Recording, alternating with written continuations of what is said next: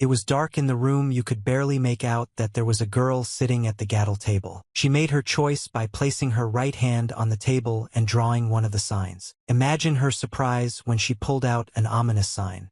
Now she had to figure out what it could mean. She wondered who this bad omen was. Did this creature really have frost-covered fangs? Then she thought that there might be a bad omen on the hands of the Summer Days jacket. Or maybe the Flame of Dawn has an even worse omen and will be able to attack her in this way. She also thought that it could be poisonous teeth. Early in the morning signs were not enough to give a complete answer. At that moment she decided that perhaps she should take a little longer to tell fortunes, which is why she once again extended her hand and placed it on the fortune-telling table. After which she even began to laugh a little because the bad omen has other accomplices. One of the owners of the bad omen was a lioness born in the land of Gypsophila. She should become a strong ally of the bad omen. And this is exactly what the lioness can resist, only the tigress, but under certain conditions. After all, it's not only she who has well-sharpened blades, but they will all become allies of a bad omen. She needed to understand what to do, because while she couldn't see everything clearly, she decided to watch a little longer. Well, at that moment she realized that she had been discovered, and she understood that she would no longer have any spectacles because it was so cruel to deprive the young lady of the opportunity to slightly spy on the universe, but she decided that let it be so. After all, fortune-telling is just fortune-telling.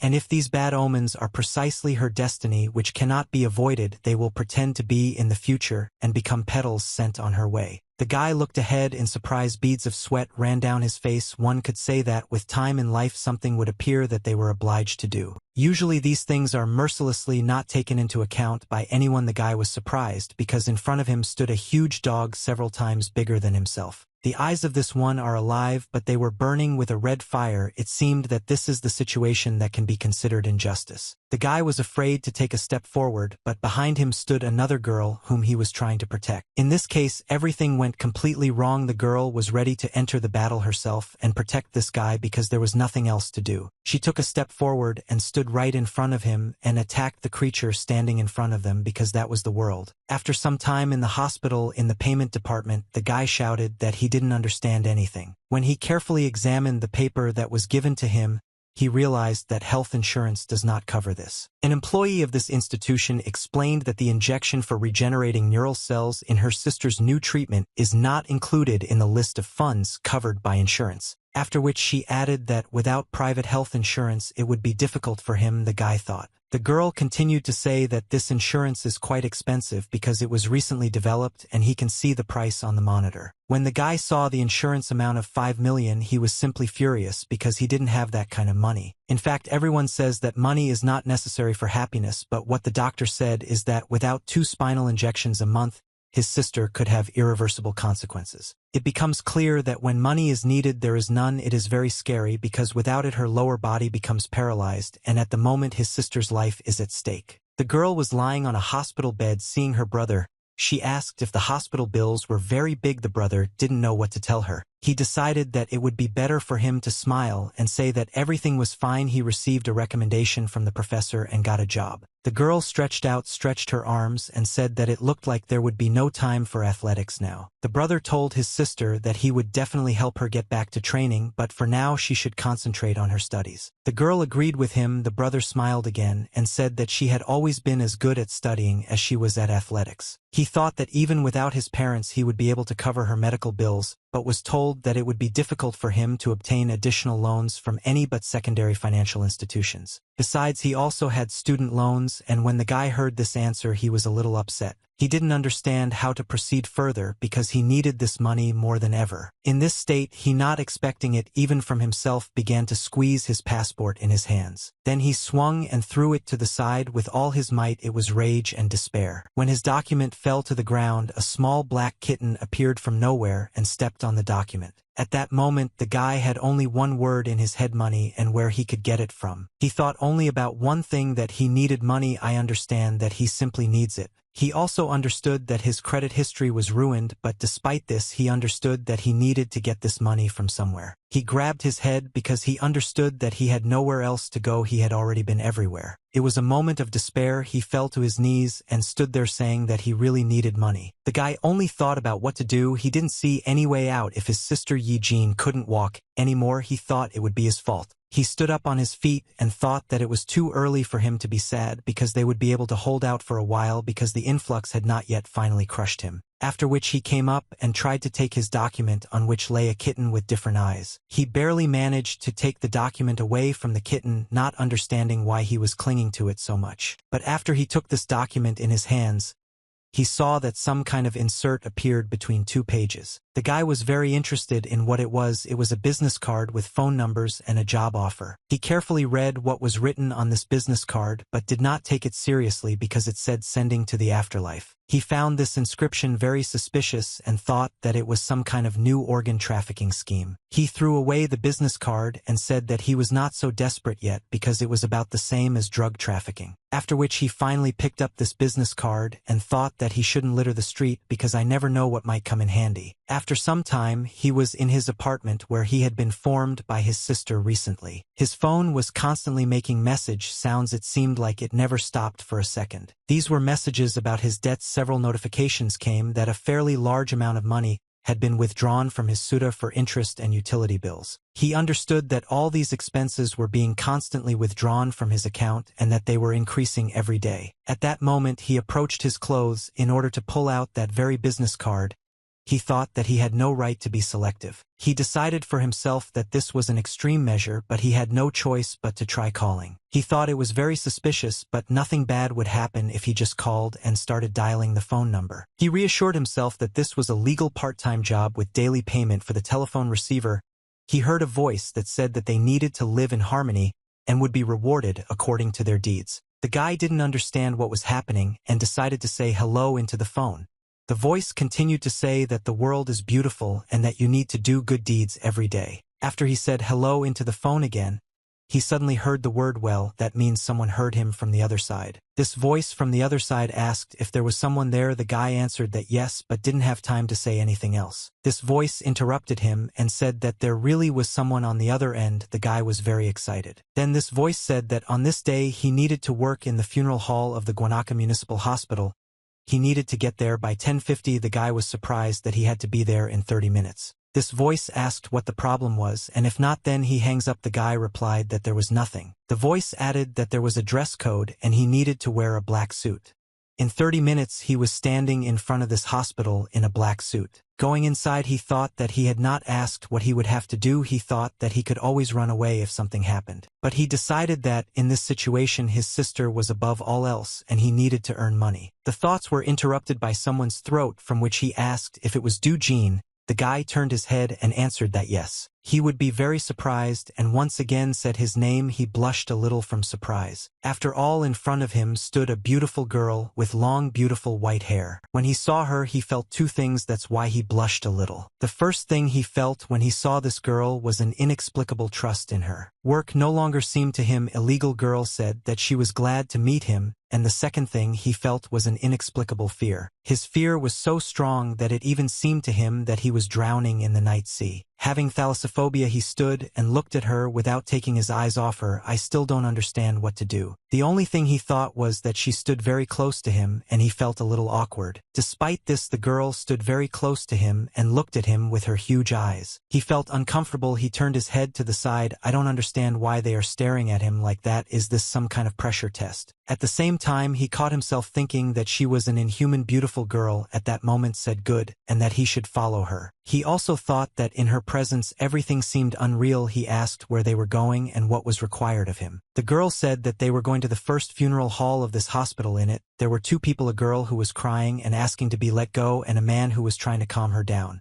The man said he came over as a friend of her father and he took the time to show him respect. After which the man tried to hug her and said that she had already forgotten how much he adored her as a child. The girl removed his hand and shouted at that moment for him to remove his nasty paws from her and not touch her. The blonde told Jean to get ready because they would start working very soon. The guy didn't understand what she was talking about and asked her again what he should be prepared for. At that moment she poured herself a drink from the bottle. When she finished drinking she realized that the guy was a little worried just because they didn't understand what to do. The man continued to pester the girl, saying that he shouldn't be so rude to his father's friend, because he brought a generous gift as a sign of sympathy. At that moment the guy grabbed him by the hand and said that then he asks him to leave the sign of sympathy and leave before he reports it to the girl, who was clearly not pleased with his attention. The gentleman was furious. Could some puppy really afford such a thing? At that moment the guy introduced himself as an employee of a funeral services company. Then this gentleman shouted, could some rabble who works in funeral services really have touched him? After which he pulled his hand out of his hand and asked the guy if he even knew who he was. At that moment his new friend said that they were not from a funeral services company and he didn't work there either, but he had found exactly the right person. It was even more of a surprise. Then it was unclear why they were here. If she was not from the funeral home, if that was the case, then where did she come from? Then the girl said that the name of this gentleman is Kim Hwan-sik. He was born in the city of Wajongbu, Gyeonggi Province, and he is the eldest of 3 sons and 2 daughters of the family. This gentleman also worked as the general secretary of a political group, then as deputy director of the party and deputy press secretary of the party, and now as a city councillor.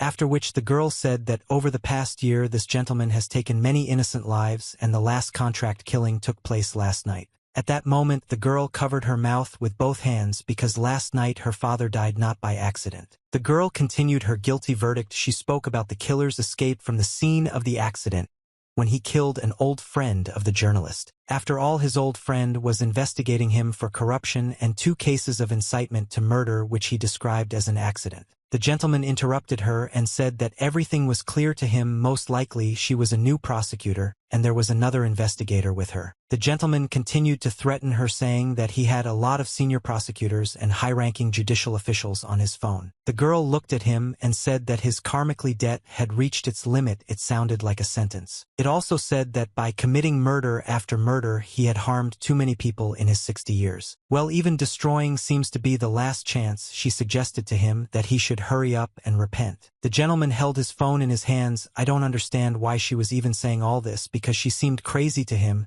He thought she was a new investigator. Having dialed the phone number, he got through to Secretary Pak, who asked him to set up a meeting with the commissioner at the golf park this weekend. Du Jin and his new friend watched for some time as the gentleman talked on the phone, near which she told the guy that their work would now begin. He asked her again what she meant. Then she raised her hand and pointed forward with her index finger, said that he needed to be stopped. The guy asked again, is this really the man? But unexpectedly for him, this gentleman, having finished speaking on the phone, collapsed on the floor or did not move. The guy ran up to him and started to lift him up, not understanding why he suddenly fell and trying to get him to wake up. The girl continued to hold her hand and pointed at someone in front. She said that it was not the gentleman who needed to be stopped because it was breaking through space and coming out. After which the young man looked and saw something incomprehensible. The girl said that it was necessary to stop that particular creature. Over time things appear in our lives that we must do. Usually these things mercilessly do not take into account what situation we are in this case. He stood looking forward and saw only huge paws approaching him. Then he saw the face of this creature. It was possible to consider all this as injustice, but nothing could be done about it because that was the world. When the guy saw this creature, he was very scared. It seemed that his whole body froze and he couldn't even move. This creature with huge fiery eyes was approaching them closer and closer. Everything that happened to them was like a drop of ink on rice paper. This creature asked who were they, since there should have been no one in this place except its prey. This creature spread fear throughout the area. The guy turned to look at the girls and loudly ordered them to leave quickly. What was his surprise when he realized that these 2 gentlemen and the girl had disappeared. The girl answered that he shouldn't worry, that in fact they had disappeared. Dima, she added that they overcame the barrier of this monster, so they were able to disappear, although the guy did not understand what kind of barrier it was. Then the girl took a few steps forward and said that the barrier is a place where this monster brings its prey that has committed evil exceeding the permissible amount.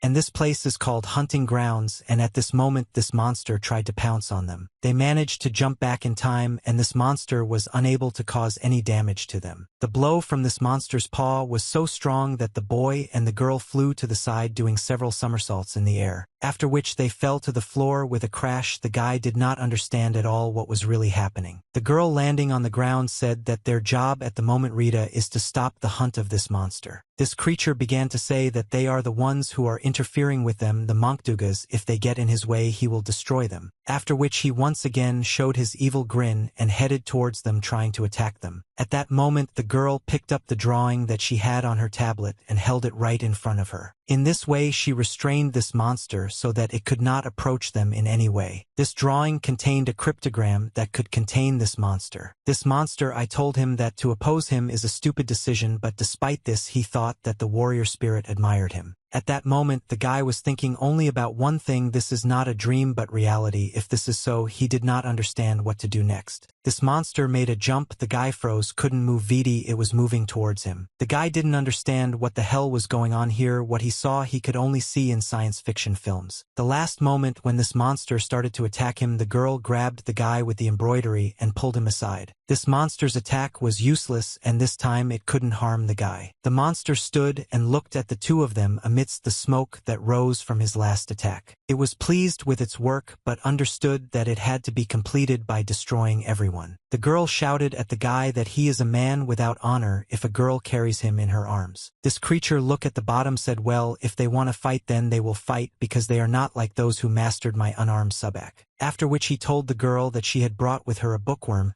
who would wring a chicken's neck. He may be smart only in theory. Well, he wouldn't even touch a hair on a willow tree. Despite such a frank speech of this creature, the girl said that it seems he did not notice the most important thing. Despite all the tohu that was around, he also couldn't touch even a hair of this bookworm. The guy was overcome with wild fear.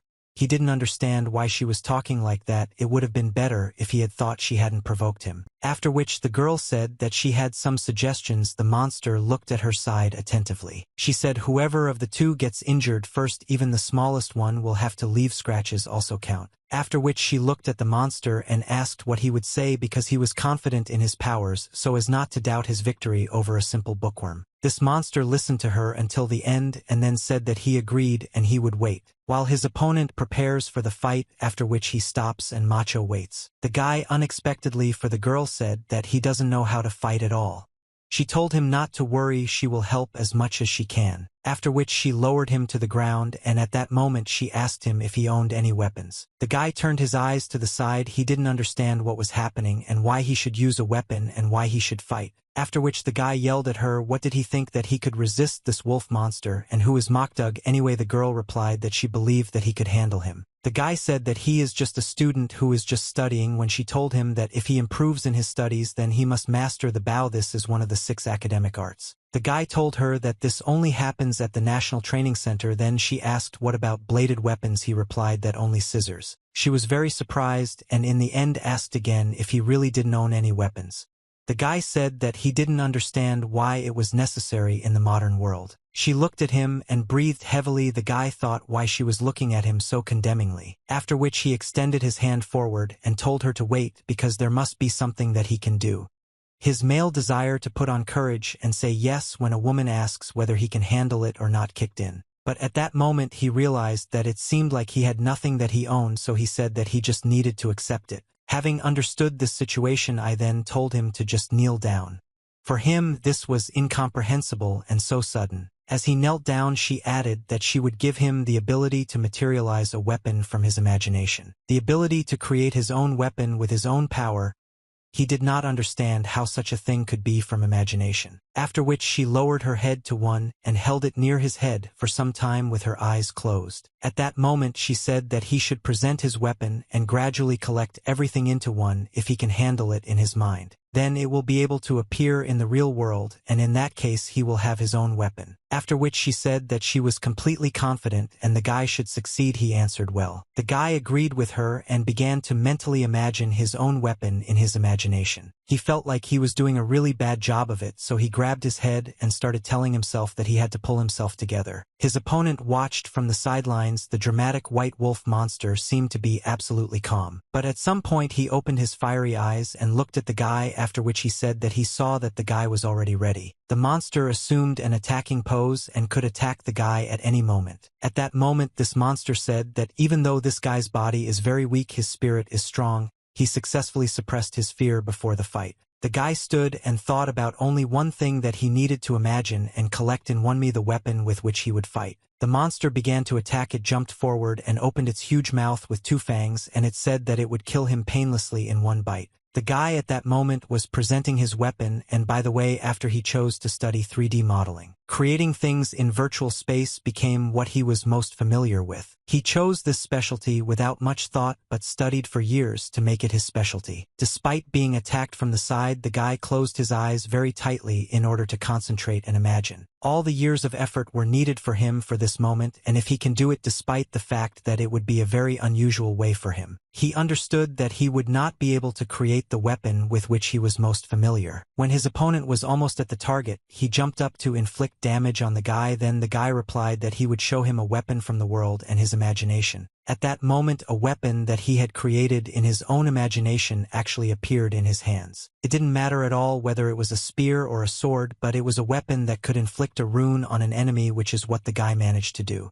It looked like a huge machine gun that he was holding in his hands. The fight was over because the guy managed to damage his opponent and blood started flowing from his paw. The guy reloaded his weapon again in order to fire another shot at his opponent. He took aim for a while before he pulled the trigger. He knew he had succeeded. After he pulled the trigger, a multitude of bullets were fired at his opponent, which should destroy him. The wolf monster with huge red eyes could not imagine a few minutes ago that such a thing could happen. His side was fired with courage bullets that pierced his entire body. He jumped back. The girl smiled. She understood that they had succeeded, and she had not made a mistake in her choice. In the hands of the guy was 3 M16 rifles that he had invented and which he had assembled in his head. The monster jumped back thinking that it had completely forgotten that people can use iron and fire. After which this monster laughed very loudly and said that he was curious and he liked all of this. After which he noticed, as he promised, since he dropped it, and not just once but several times. This monster had no choice but to leave, which is what he did. When this monster left, it said that its name was Night Frost, and it was one of the 6 named fangs. The guy also introduced himself and said that his name was Lee Do-jin and that he was an honored reservist of the Republic of Korea. The monster, when he heard his name repeated again,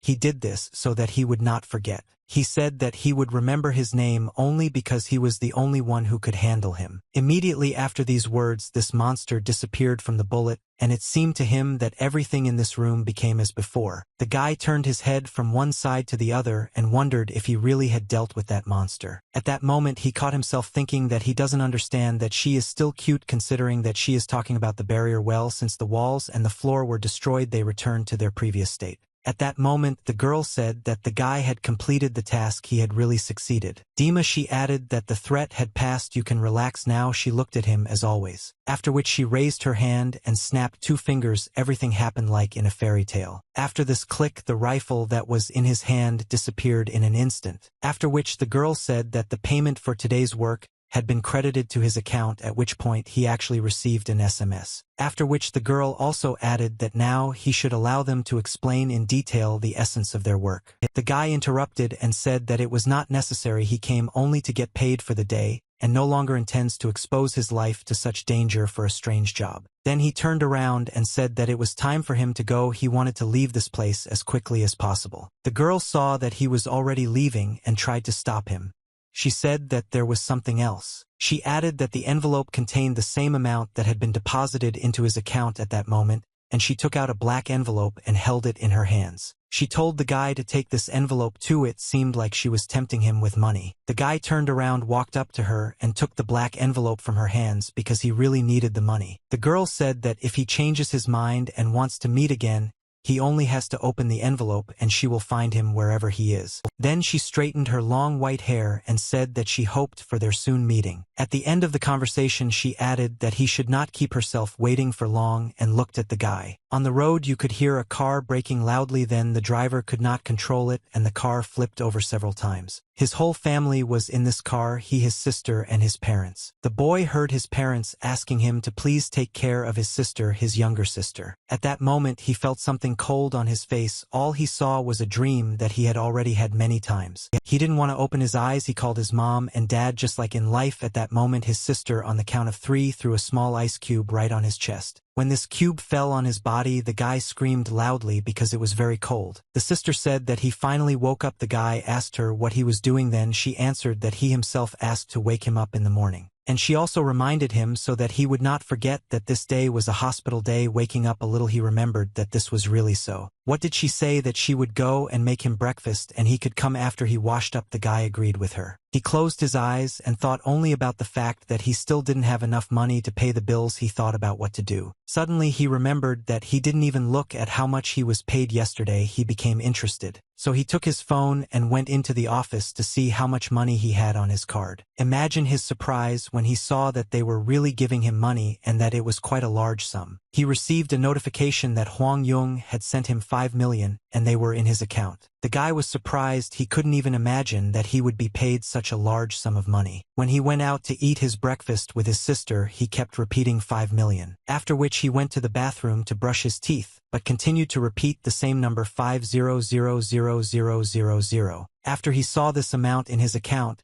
he seemed not to understand what had actually happened to the van. He walked without noticing anything, and without even noticing the obstacles in front of him. That's why he hit his foot on the frame of the furniture. After he hit himself, he couldn't stay on his feet and fell, and his sister didn't know what to do with him. The guy moved. It was very painful for him. He stayed in that position for some time. Then he raised his head and saw the same envelope that was given to him yesterday. He thought about what she said, that in the envelope there was a knock on the day and how much was sent to his account, and that could help him a lot. He thought he had the money to pay his medical bills for this month, but who knows what will happen next month. He decided he might as well just look into it. He remembered her when she gave him this envelope. She said that there was something else in the envelope, the same amount that was deposited into his account if he changed his mind and wanted to meet again. Then he can just open the envelope and she will find him wherever he is. These were her conditions. The guy sat on his bed for a while and thought, what does that mean? She will find him. It is unlikely that she will succeed. How would she know where he is? Even if she finds him, he simply won't open the door for her.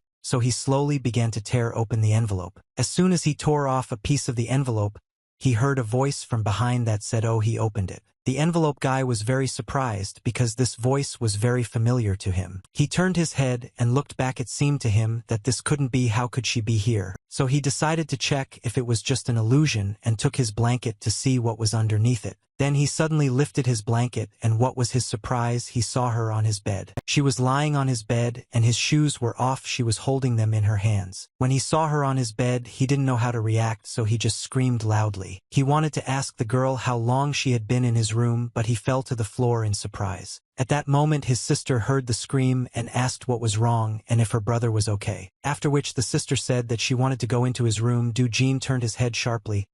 He needed to do something. He only managed to say that she didn't need to do it, but his sister was persistent. She told her brother that she would still go into the room and see what was wrong with him. When she went inside, the first thing she asked her brother what he was doing. She was very surprised. The brother was also outraged and told her not to open the curtains and that she could at least knock. The sister answered him that she was now telling him, "Knock knock, dear brother, forgive me, but you can come in." He was happy that she did it. His sister noticed that she heard a female voice in his room. Then his brother said that the voice was from the phone. He was watching something. His sister smiled and said that she understood that he could watch if he was in that state now. And then she added that it is difficult to be an adult and not have a girlfriend. She understands everything and respects his choice. While he thinks that it's too much to do this in the middle of the day, he could restrain himself a little. After which she left his room and said that she was going to the store.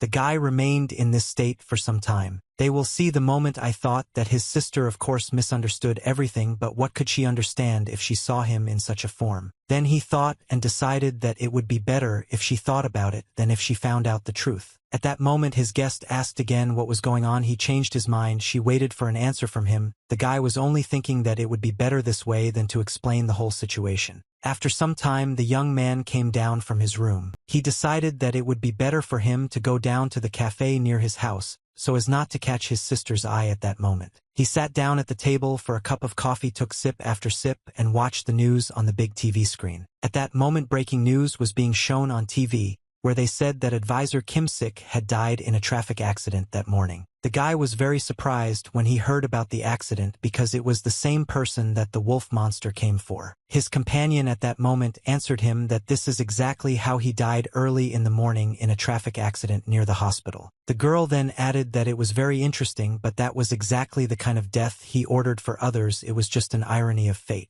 She then added that thanks to him defeating the giant wolf, Kim's sick soul safely went to hell. When the guy heard about this, that the soul of this gentleman had gone to the matchmaker, he felt uneasy. Then he raised his head, looked at the girl, and asked her who she was anyway. The girl said that he should have guessed long ago that she came from beyond the grave. When the guy heard about this, he thought she was crazy, although after what happened yesterday anything could have happened. But he asked her again who she was. He wondered if he really helped the Reaper of Death take a person whose time had come to go to the afterlife. The girl said that he understood everything very closely, but in two things he was wrong. Firstly, now she. Then after a minute of silence she added that by rank she is not a Reaper but a Xinjiang. Her job is to subdue evil and defeat demonic forces. If it were just to accompany souls, he wouldn't need his power. Their purpose is to protect souls. The guy then asked her again if they really had to protect against those giant monsters, and she answered him that yes. Those monsters are the only creatures out of all that were born not from the universe but from human sins, and they do not belong to any place in the world. They are the remnants of human souls. The inhabitants are trained life apex predators, monsters, and they call them Makdugi. At the same time, a wolf monster who had recently lost to a human was training in the same field. He can't calm down at all, that he is so strong and confident in his abilities that he could lose to some guy who is incapable of anything. He stood and honed one blow after another. It seemed that his blows were perfect and no one could resist him. After finishing the workout, he took a few breaths and closed his eyes for a while. When he finished training, he heard someone laughing very loudly from above, watching him train. This voice said that the invincible Night Frost lost to the man,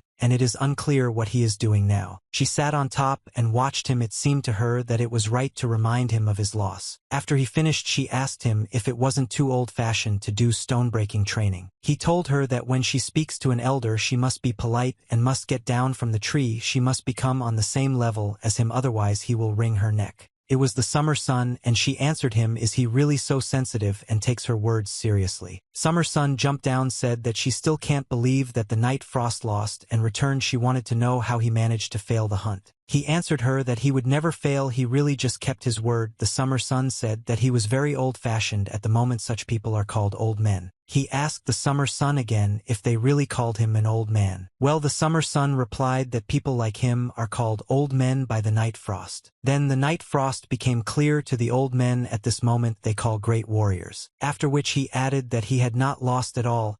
He had simply kept his word and retreated because he had been wounded. The summer sun said that this is what it means to lose in battle. The Night Frost couldn't hold back, it was just furious. The summer sun said it was a bit scary. After which she turned to him and added that mother wanted to personally hear the reasons for his loss. Night Frost nodded his head and said that he understood everything and would come soon. The summer sun turned around and very quickly began to leave, saying that it was time for her. She took a few steps forward. The summer sun stopped. She wanted to say something else. He turned his head and she asked, here is the guy he lost to, by the way, he is strong. At the same time in the cafe, the girl continued to talk about how Makdugi, at least on people like the advisor who have committed more evil than they should have during their lives, steals their souls for the stains on their sins. The guy asked again if these people exceeded the prescribed amount of evil, then only very bad people become victims of the Makdugs. He wanted to clarify that it turned out that the only thing these monsters do is take away the souls of these bad people, and he saw no point in interfering with them in order to save such people. The girl closed her eyes. After a minute of silence, she replied that the order of the universe is such that it is built around the circulation of souls in the cycle of reincarnation. Human souls accumulate good deeds during life, becoming better in virtue and gaining a higher dimension. The circulation of souls maintains order in the universe, and the law of the cosmos established by all creatures in the center of this circulation requires the human soul. Hundreds of years to give birth to one new soul, in other words, human souls. The most valuable and beautiful things in the entire universe are those that must be protected in order to maintain order. When she told him about all this, he sat silently opposite and held his cup in his hands. He looked at his reflection in his coffee cup.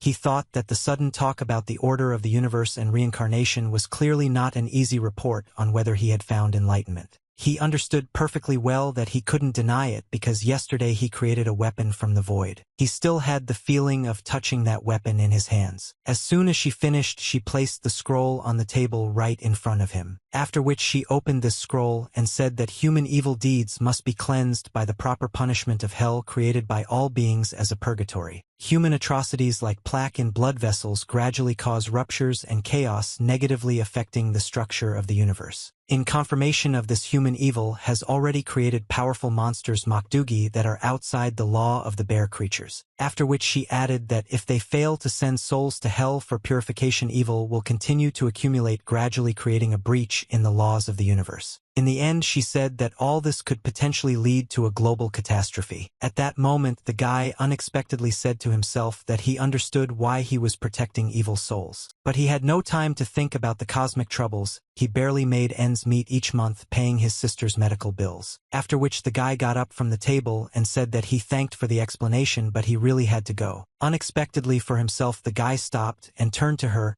He was interested in finding out one more thing. If she is truly a deity, as she says, then why doesn't she fight directly, and why does she need a human? The girl then tried to explain that, of course, ordinary monsters, evil spirits and goblins can be repaired and destroyed by her divine power. But Manduji are the product of human sins, therefore only the human spirit can suppress them, since it has a force that is opposite in nature. The Makdugs cannot be defeated by divine blows and weapons, which is why for the last 1,000 years they have been making an alliance with people, giving them living forces to fight the Makdugs. After which she extended both her hands to the hands of the young man, thus she wanted to demonstrate to him. She said that he has talent and qualities to be a protector of souls. She held his hand, trying to convince him. The guy at that moment tried to remove his hand and told her that he was asking for forgiveness. Lately there was only one thought in his head, and it was about his sister. At that moment he saw his sister walking down the street, and he was a little surprised. Then he suddenly lowered his head and could not in any way look at how she walked. The girl who was sitting opposite asked again what happened. The guy answered nothing. But at that moment he thought, if this is so and everything she says is really true, if his sister can walk calmly without suffering from paralysis, then he, like her brother, is ready to do anything for this. At that moment he grabbed the girl's hand and said that he wanted to clarify something that was very important to him. The girl looked straight into his eyes and asked again what it was and whether he really didn't understand something.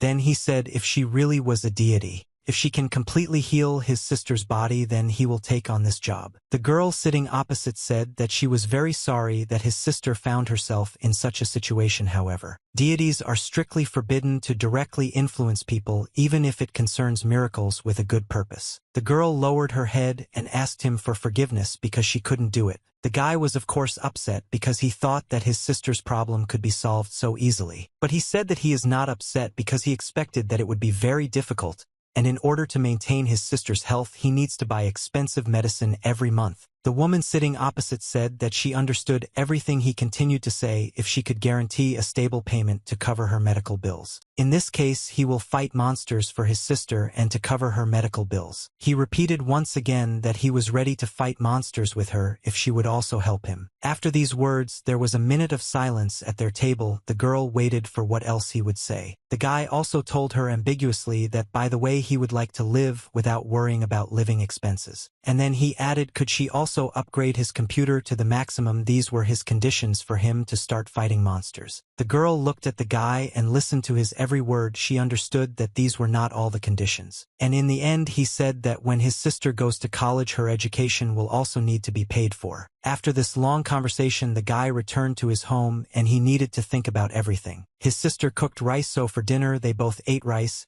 He slowly took some rice from the plate with 2 chopsticks. And then very slowly I put it in my mouth. It seemed like he wasn't eating, he was thinking about something. He really thought about the fact that he had just recently made a deal and he had agreed to destroy these monsters. His sister was sitting silently at that moment. She was reading some book during dinner. Unexpectedly for himself, Du Jin turned to his sister. He became very interested. That's why he asked his sister if she missed her parents. He was waiting for her answer. He looked at his sister and asked her if she ever felt like crying or something like that.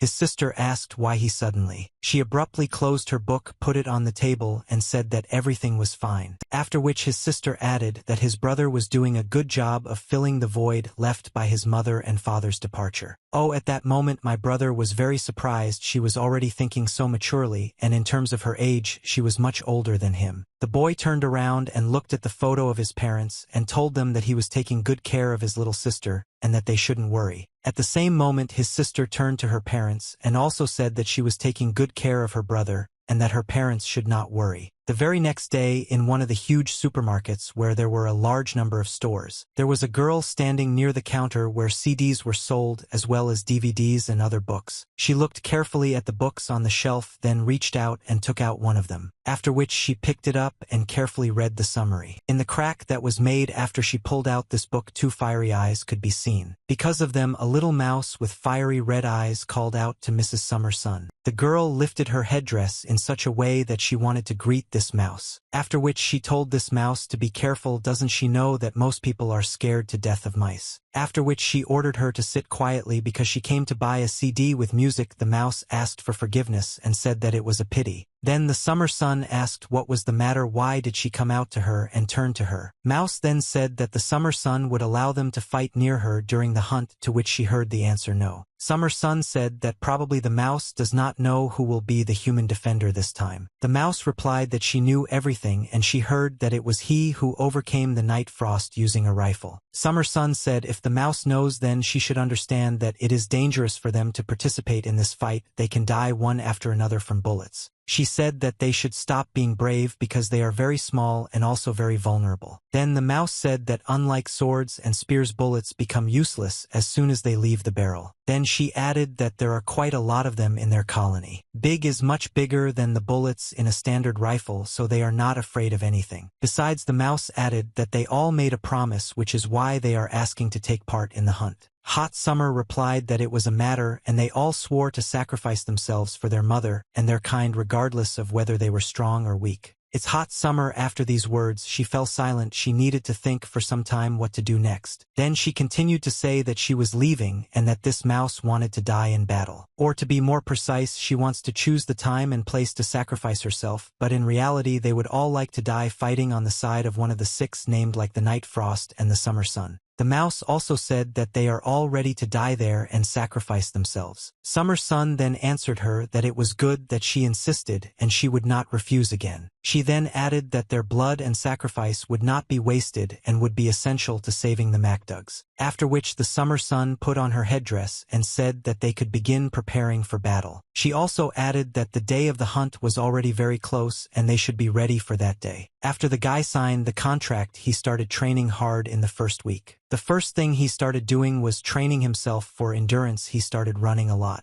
After that day, for an accurate analysis of his physical condition, Ivan's happiness was recorded by the girl. The guy's life began a hellish period of physical diagnostics. The first week, they recorded their running speed for 50 m and 3 kilometers, and the same thing was repeated every day. The guy, the sky is small, can't you measure it once, and that should be enough, but they kept repeating. It seemed that he was already running with the last of his strength of misunderstanding.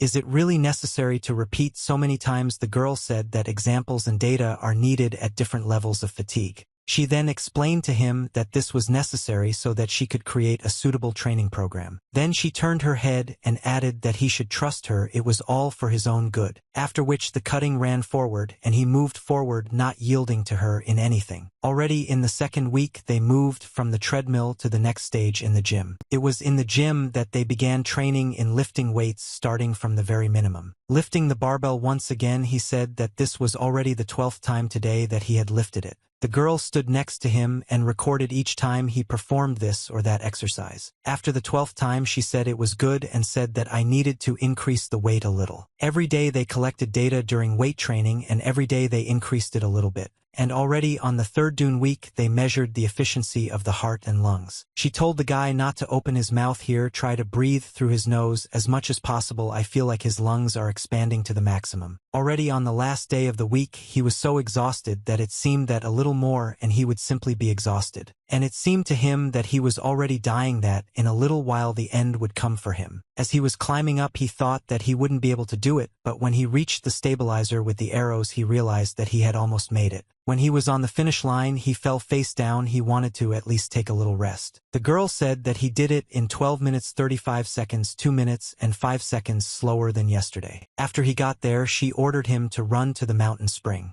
The guy thought that at this rate he himself would go to the next world. The girl looked at him and understood that it was very hard for him, so she said that they needed to see. If he leaves within 10 minutes, she will be able to fulfill one of his wishes. He didn't rise in any way. He seemed to have no strength. Then she said that, but not more than 10. At that moment, the guy seemed to jump up and was ready to run with renewed strength despite his fatigue. After which he jerked sharply and ran forward. She only had time to look after him. After only 18 minutes and 25 seconds, his voice could be heard as he approached. Yes, having run from the right point, he simply collapsed and exhaled sharply. It seemed that his soul had already left him. She offered him water. Let's say why she said that he worked hard himself, but he needs to drink water. She also said that he certainly didn't make it in 10 minutes, but thanks to his hard work over the last 3 weeks, they managed to collect enough basic data about his physical condition. At that moment, the guy could no longer hear anything. After which the girl looked at him again and said that now they could begin training so that he would quickly learn how to handle his supernatural abilities. The guy got up with the last of his strength, after which he sat down on the bench and looked at the girl. She continued to tell him that the supernatural power that he would use consumes the vital energy that people possess as a resource. The guy raised his head, looked at her, and asked again what life energy meant.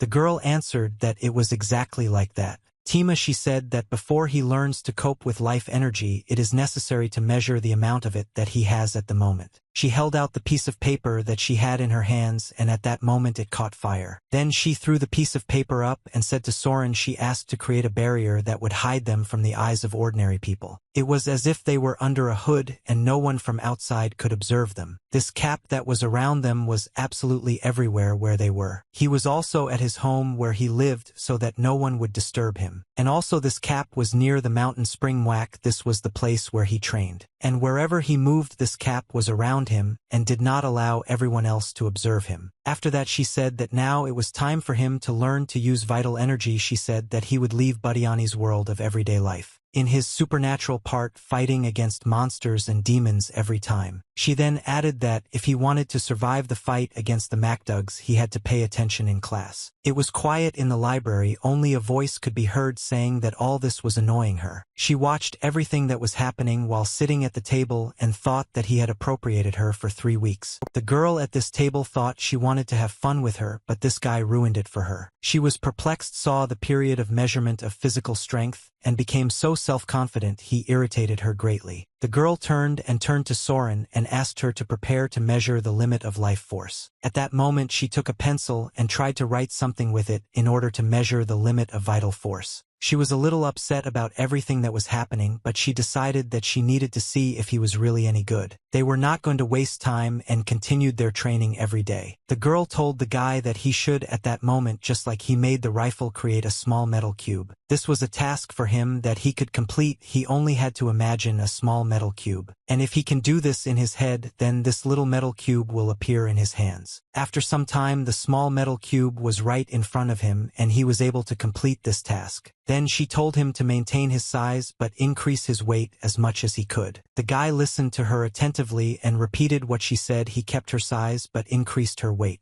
The girl said that it was just good and he should continue until she stopped him. At that moment she suddenly clapped her hands, realizing that he was doing it quite well. She also asked Soren to please send her a measuring device with which she could understand everything. After a while she had in her hands the measuring device she had asked for. This measuring device made several circles around them, leaving behind a thin thread, after which one end of this thin thread was attached to his head. The guy was a little surprised what kind of thread it was. Then the girl answered him that it connects him to the meter to estimate the amount of vital force. He should not pay attention. After which she told him to continue, but on her scoreboard she saw numbers. Soren said that the vital force is more than 9100 is an average result, so soon it is probably necessary to stop. The girl clearly said no as his life force continued to rise higher and higher. The girl ordered her assistant to let her know when her life force reached 180. The guy continued doing what he was asked to do, increase the weight of the cube without increasing its size. At this point, the girl asked the guy if he was already feeling any physical changes. The guy replied that he didn't really feel anything, so was there something wrong with him? Then she replied that no, he is fine even if he uses all his life force, that is life energy, then you will not feel any physical abnormalities. Then he said that it was good that she mentioned life energy.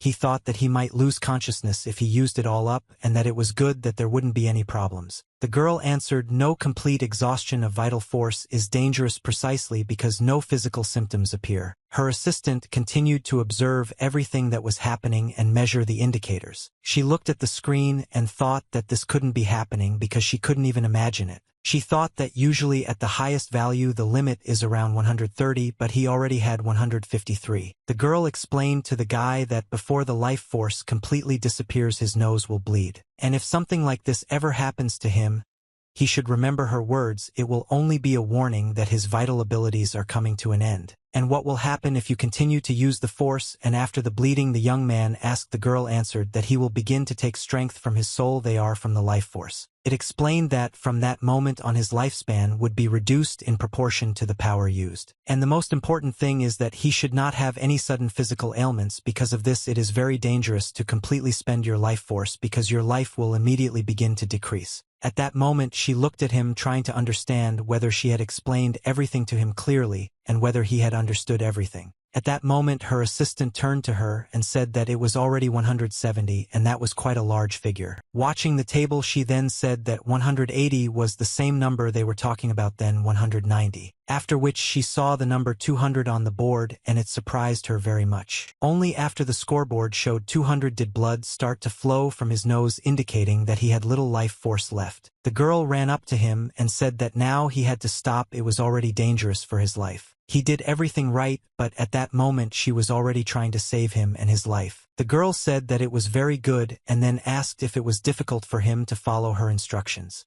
The guy replied that it was not as difficult as training. Then she handed him a handkerchief to stop the bleeding. She said that he was a good boy. Then she reminded him again that blood is the only sign. The guy extended his hand and took that same handkerchief from her hands. It seemed to him that she was worried about him in some way, and he even liked it a little. The girl turned around and I asked my assistant what the final figure was. Her assistant turned around and said that she would look now. Then she screamed that this couldn't be. After which she slowly began to speak as she saw the number 274 on the board. She repeated once again that his final reading was 274. She couldn't believe it. The assistant asked the girl how she knew that his limit would be so big and so high. The girl didn't say anything, she just looked at her assistant. Then she added that the reason for this is that the guy has a much greater life force than an ordinary person. All this was in the inherited will, it was laid down in him by his parents. The guy was very surprised what the inherited will means. He wanted to get an answer. When the girl explained to him that it must be his deceased parents, they turned to him with a very sincere request. At this point he was even more surprised and asked again what she meant. She explained that this request was made on the day the accident occurred. He again clearly remembered the voice of his parents telling him about his sister, that he should take care of Eugene. Oh, that moment he lowered his head and thought about your father and his mother. Before the estimate, the guy said they really asked him to forget about oh sister. The girl explained that when a dying person sincerely wishes, then the person has his peaceful macaw. If he really wants to fulfill this wish, then the life force of the deceased is transferred. She said that such acquired life force is called inherited will. At that moment the guy approached that very metal cube and extended his hand. Then he took it and said that this load was passed on to him from his father and mother, and lifted this cube. The girl wanted to calm him down as much as possible so she would come closer to him. She told him that inheriting and maintaining vitality is never easy, that the burden is an indicator of years of hard work. She then added that his parents know better than anyone how hard he has been trying all this time. The guy did not expect such a confession. He stood up and looked at the real girl kneeling in front of him. Then he turned around and very quickly decided to leave this place as far as possible. He came up, took the mug, then poured water into it. He needed to come to his senses. After which he poured all the water he had lied about in his hand onto your head. After which he laughed very loudly and then added that he somehow became very hot and this water refreshed him. It was as if he was born again. Well, suddenly his mood changed very sharply. He wanted this not to happen in his life. Tears ran down his cheeks, but he didn't want to show it. It looked like his weakness. Then he approached the girl and asked for forgiveness. He suddenly felt unbearably hot, so he doused himself with water. And then he added that the weather was abnormal now and their planet was heading somewhere. Then he asked again what they were talking about. It seemed about the total amount of life force. He wanted to know what the next training would be and started immediately. The girl said that our training was over today and he could go home. Then she added that it was better to wait until the evil eye went swollen after he cried. The guy couldn't help but say that he wasn't crying at all. She misunderstood him. The next morning came and accordingly the next day came. The young man came up to him right after breakfast and started putting on his shoes. His sister asked him if he was leaving again. She was standing in the kitchen and washing dishes, and she also asked him where he was going because you couldn't tell by his clothes that he was going to work. Her brother replied that he was now doing physical labor. The girl did not understand what physical labor meant. The first thing she asked was whether it was dangerous, and her brother replied that of course not, it was just work. After he put on his shoes, he waved his hand to her and said that he was already on his way.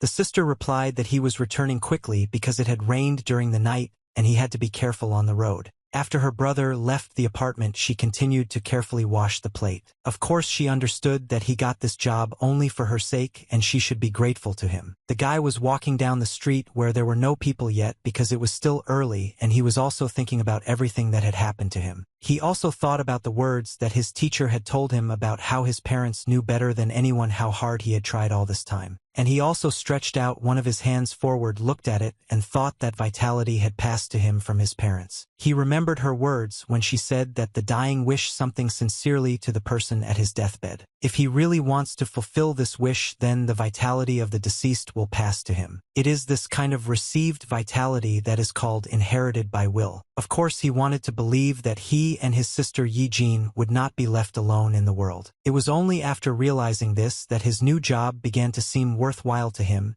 and he understood that he would be able to realize himself in it. After some time, he was already on the training ground being watched by the multifunctional drone Soren. When he approached, the preliminary training mode was turned on and a protective field formed above him. At this moment, a barrier was created to prevent ordinary people from entering the territory within a radius of 500 m. The guy was standing in the middle of this field. Next to him was a multifunctional drone that was adjusting his training. He turned his head to look at drone to understand what they would be doing during this training. Drone Soren told the guy not to move and to stand peacefully because he was assessing his physical condition. He had no choice but to stand silently and do what he was ordered to do. The guy caught himself thinking that the voice coming from this cat mechanism seemed quite familiar to him. He remembered her voice when she said that even though it was a bit sudden, he wouldn't mind moving on to practical training. Of course, he wasn't ready for such a transition yet, but he still didn't know anything about fighting monsters. When he told her about this, she told him not to worry about anything. And then she added that he wouldn't fight the monsters from the very beginning and showed Dujin his opponents this time. It was a huge black cat with different colored eyes, and one of its ears was a different color that was ready to attack him. It was very unexpected for him, and he didn't know how to react to all this. But he was also not ready because in fact it was some kind of monster, it was just a cat.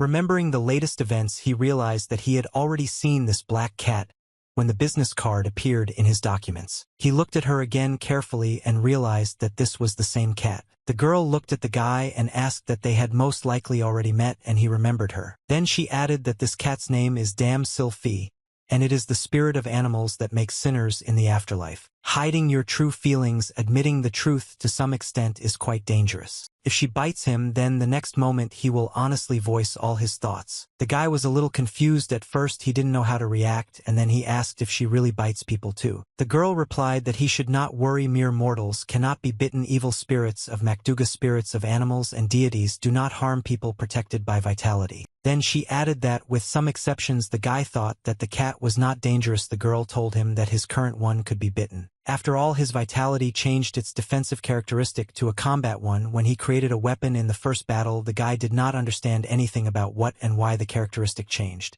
At that moment, as it seemed to him, a defenseless cat that was so cute bit him. He shouted that it hurt. Then he started talking about how he couldn't take his eyes off the legs and the watch in his stockings. Drone Soren didn't understand what the hell he was talking about and what he meant about the stockings and watches. He was clearly asking for trouble. The guy kept yelling at the cat to let him go because he was in pain. Jin was furious and he was ready to deal with this cat's behavior. The girl at that moment was a little like a shadow. She was wondering what was wrong with these stockings. The guy was embarrassed and said, "Did he say anything about them?" Drone replied that they heard everything clearly. After which Drone ordered the cat to order the guy to death. He will give him strength. After such an order, Kata's pupils dilated, and he was ready to carry out the order. The guy didn't understand what until death meant and thought it was probably just a joke. The girl then answered him that he was just practicing to prepare for a real battle, and the purpose of this training was to defeat the cat. She went on to say that the Makdugi tease attack in human form rather than in animal form. She also said that while they would start training with someone dangerous to me,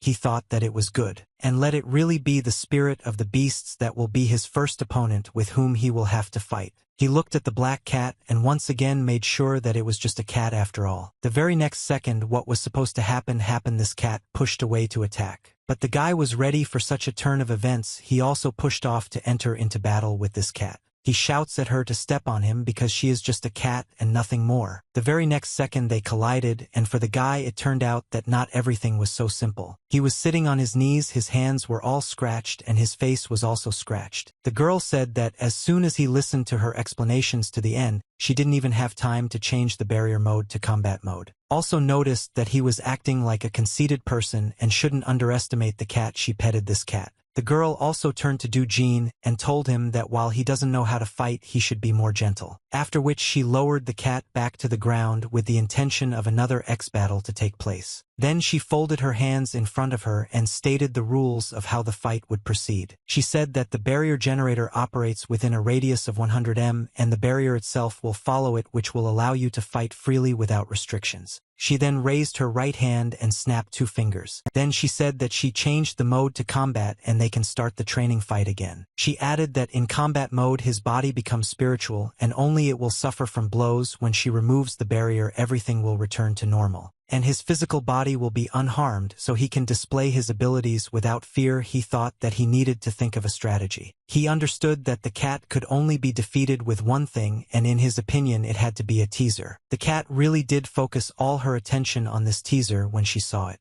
The assistant who was watching everything that was happening on the screen thought that he was some kind of idiot. The speaker in her voice told the guy to immediately remove this teaser. At that moment the cat didn't think long about it. She grabbed the teaser in the form of a small mouse and quickly began to run away. She ran away from the place where their fighting was supposed to be so quickly that no one expected it. When Damsil sees a toy, her hunting instincts go wild, and no one can resist her awakened wild nature. His plan clearly didn't work, and even if it did work, it wasn't in his direction that the cat started attacking him. He stood there still holding the toy in his hands, not understanding what had happened in such a short period of time. After which he threw the toy aside because he needed to do something. He decided that in any case he couldn't stay where he was and had to deal with this cat. It is unclear how Damsil could have been provoked. Now she will definitely teach this fool a lesson, and it was good for practice. The guy, realizing that he would hardly be able to cope with her, decided that the only correct decision was to run away. One of the drones reminded him that he could now run at full speed for much longer, and 3 weeks of training had paid off. While he was running, he thought that at that moment the most important thing for him was how he would defeat this cat. It was clear to him that he would definitely not be able to cope with his bare hands.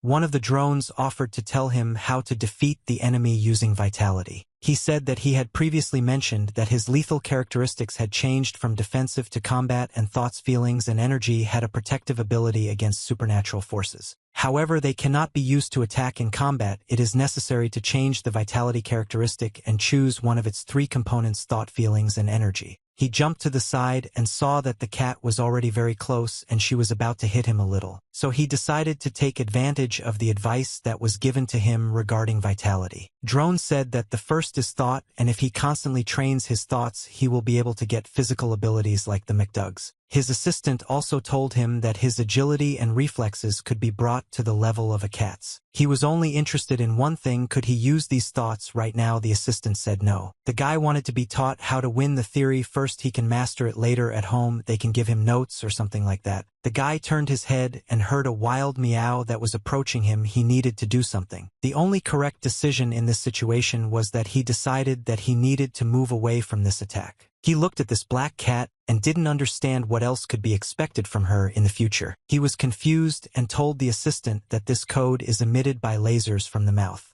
Assistant Dron said that this is indeed so and he has the power to destroy evil and demons. And then she added that when he masters the second component of the sense, he will be able to use combat spells like the laser he just saw. He will also be able to control the elements of fire, lightning, wind, and other supernatural abilities such as telekinesis and designing objects after training his senses. At that moment, he looked again at the cat that was in this situation of his opponent and saw how it opened its mouth. Immediately after this, the cat released another laser in his direction. He looked and saw that in the very place where this Lazarus had just been there was nothing left alive. Of course, he was very surprised when he realized that the puddle had evaporated from one shot. The assistant drone said that it will take him years of consistent training to raise his spells and supernatural abilities to a level acceptable for combat, so for now it will be difficult for him to use his senses. Dujin turned to look at his assistant and shouted that it was enough he could write out the whole theory in a book and give it to him later, but for now he just had to tell him how to quickly defeat the cat that shoots holes. The assistant thought for a bit and then told him to forgive him because this was his first time teaching someone, so his explanation was a bit more detailed. At that moment, the code was getting closer and closer. It seemed like it would just shoot the guy a little more. The drone assistant told the guy that it would be difficult for him to use both thoughts and feelings in this situation. And then he added that he was ready to help master something that even in his current state would help create a powerful destructive force comparable to combat spells. Then the drone rose above his head and said that the third and final component is energy. And he continued to talk about how, as he had already said, energy, depending on how it is used, can give abilities comparable to spells.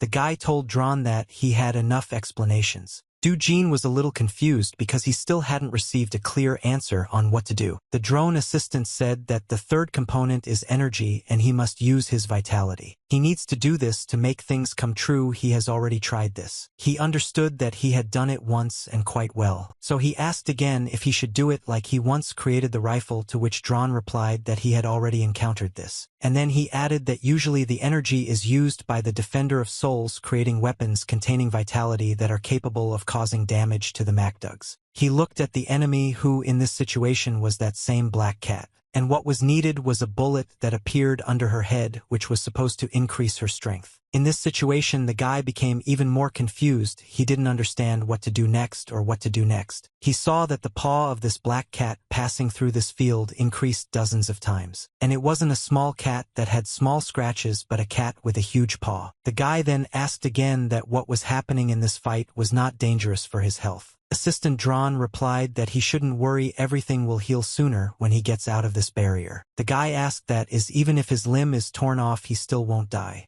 Assistant Dron answered that no, but he will feel the corresponding pain. This huge cat's paw was very close to him and was ready to strike him. The guy didn't have time to react to everything that was happening, and the black cat managed to cause damage. The black cat hit the guy with its huge paw with such force that it threw him aside, after which he raised his head and saw once again this black cat approaching him. He knew he didn't want that black cat to hit him again. He had to do something. After he got up from the ground, he thought that he wouldn't be able to constantly dodge the cat's blows with his current physical training. He had no choice, and he would have to somehow put it out despite the fact that he didn't yet know how to do it. The enemy he had in this fight was thrown back at some point. The guy managed to concentrate and protect himself from the strong blow with an iron shield, after which he looked at the drone's assistant to see how he would react to these events. The assistant, watching everything that was happening through the monitor, thought that this was not bad at all. The girl also appreciated his actions, saying that he was a good guy and that he didn't lose his head. It was clear that even without resorting to defensive techniques, the creation of objects can be used in combat in different ways, for example like this metal shield for blocking a blow. Assistant Drone told the guy that energy can replace feelings to some extent. Dujin thought for a bit and decided that he needed a handle to hold this protective one. After some time, he had no problems with protection. At that moment, he thought whether he would reduce the weight of the rifle he had created earlier by analogy with increasing the weight of a cube. Then it will be his turn, and he will be able to attack as he did, after which he called this cat. Watching everything through the monitor, the girl thought that the shield and rifle gave the effect of 2 spells, and if he guessed such a combination. So we can consider this training a success.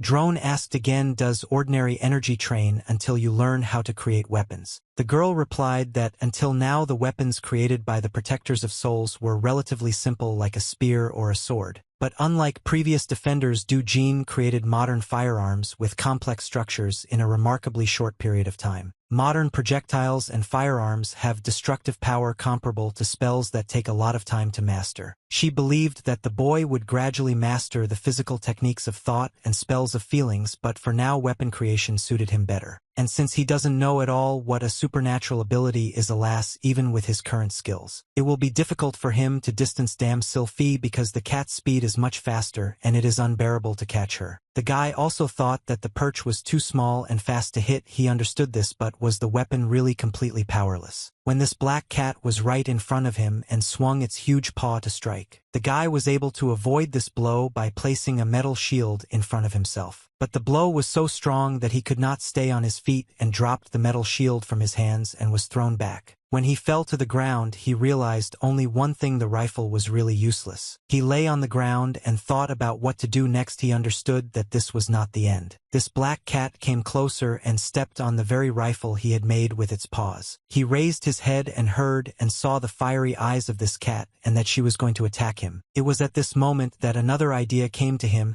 He raised his head and thought that then he needs to hold on a little longer and do a little more and he will be able to put up. The black cat didn't even wait for him. She ran into him and tried to attack him again. At that moment a great idea came to him.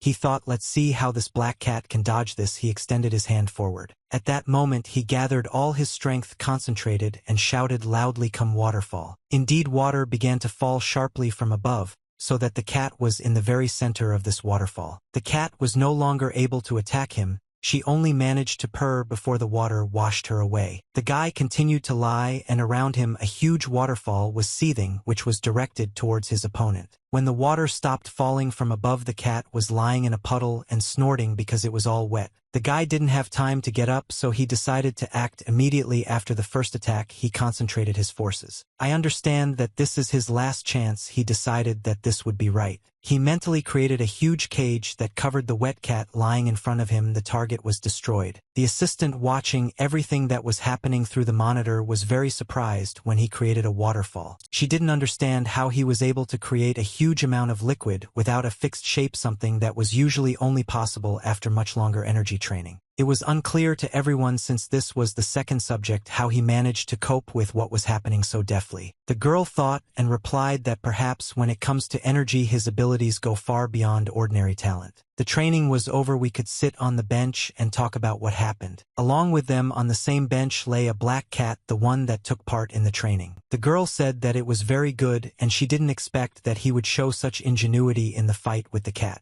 The guy replied with a smile that they say that cats that love water are very rare, and you need to be reborn 3 times to meet at least one of them. Then he added that it seems that the spirit of animals is no exception to this rule, and she is also afraid of water. The girl said that although it was a bit early this time, they had finished training and she would give him some homework for the next 3 days. The girl gave him a book and said that from now on he would learn to create weapons from this book. He would need to remember how it works to do it correctly. Then she added that the bookmarks marked the most important things that he would use first. Taking this book in his hands, the first thing he saw was a hand grenade that he would have to make. After looking at what it looked like and what it was made of, he decided that it was a bit complicated. The girl told him that the lethality spent during training is restored in about a day of rest. At that moment, the guy thought that the recovery after rest reminded him of mana in the games he played. After which she told him to be ready to use them at any time in the next 3 days, and she also said that a man had appeared whose vitality was almost exhausted. After which she turned to the assistant drone to show a photo of the villain and the number and his vitality. At that moment, a photo of Jin. He was shown her vitality was 0.028, and if this woman hurts someone even a little, she will completely use up her vitality and become a target for the McDugs. At that moment, the guy looked at the girl and asked again what it could mean. She replied that he understood everything correctly. Then she added that very soon the two of them would fight together and he should be ready for it. After some time, in one of the skyscrapers on the top floors, despite the late hour, the light was on. It was clear that in one of the offices a girl was sitting at a table and looking through photos. She said that one was tall but ugly. She didn't like anyone. She asked for a prettier one. There was no one. Having chosen one, she said that he looked decent, but his grandfather was a prosecutor who became a lawyer and it would be difficult to contact him. She came in and took photos of two people and said that it was with these two that she could have fun. Turning it over, she saw their phone number and started dialing it to contact them. She then called Director Kim on the phone and told him to invite guys number 3 and 8 to the club that evening. She couldn't accept the refusal and told Director Kim at an elevated Talnak to record debut singles the day after tomorrow. She doesn't care at all about the fate of the guys for entertainment. She insisted that they would not be shown anywhere except on their broadcast station or on cable television, and if they did not want their debut performance to take place at some village market, they should come immediately. After such a tense conversation, she put the phone on the table and slapped it with both hands. She was just furious because she thought that little things like this really irritated her. She wasn't going to delay her trip to the club,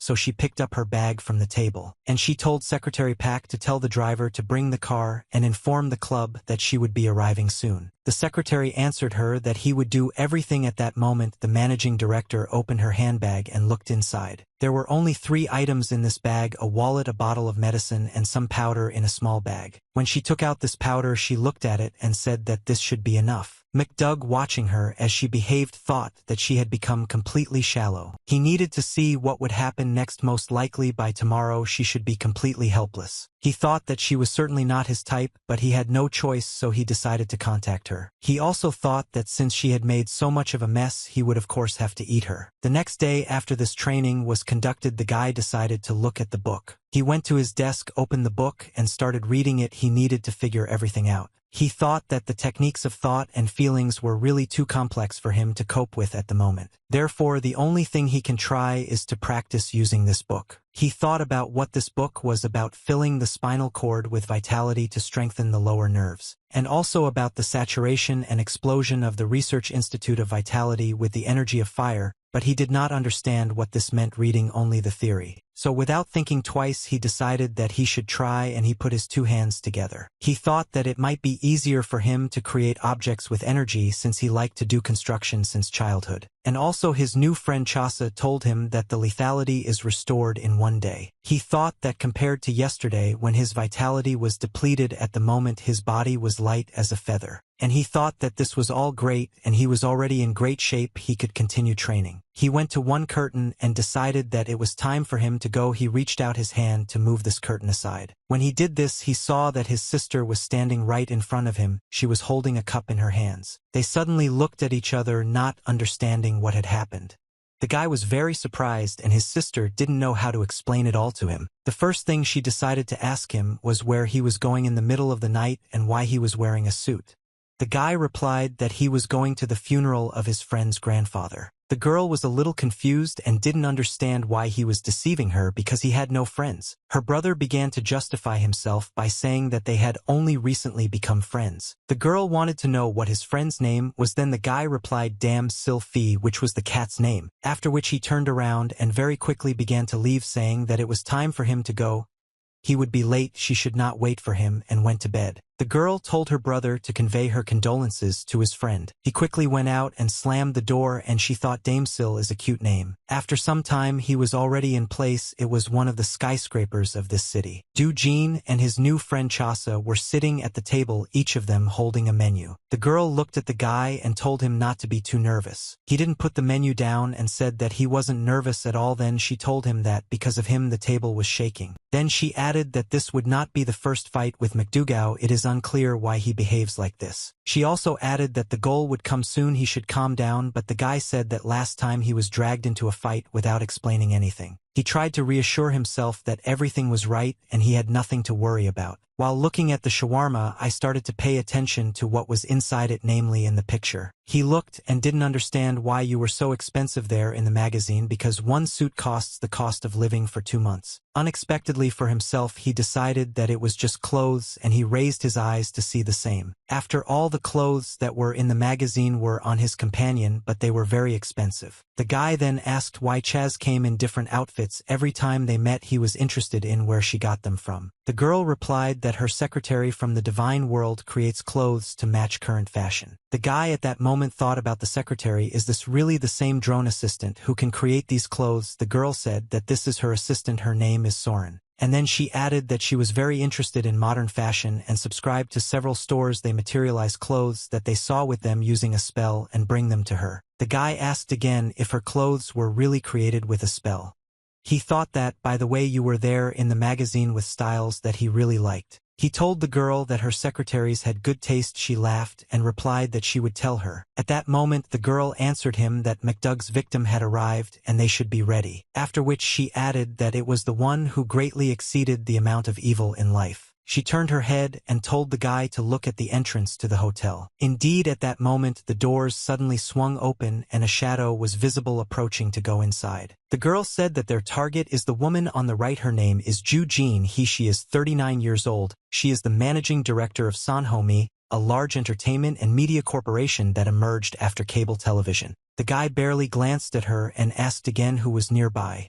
The girl replied that this was her catch for today. She also said that it was on her prey that she committed all that accumulated evil. In fact, she selects aspiring celebrities from her agency and uses success like debut or TV appearance as bait, then plays with them and then throws them away. In fact, she was completely evil, and she committed this evil just when she was getting rid of the victims. She kept them silent by manipulating the media into creating scandalous stories about drug use, or passion for gambling and many other things that socially destroyed them. She liked to watch how they give up their lives and bend under her pressure. The guy abruptly closed the magazine he was looking at and then put it on the table in front of him. He remembered the words that if this woman even slightly hurt someone, she would completely use up her vitality and become a target for the MacDougs.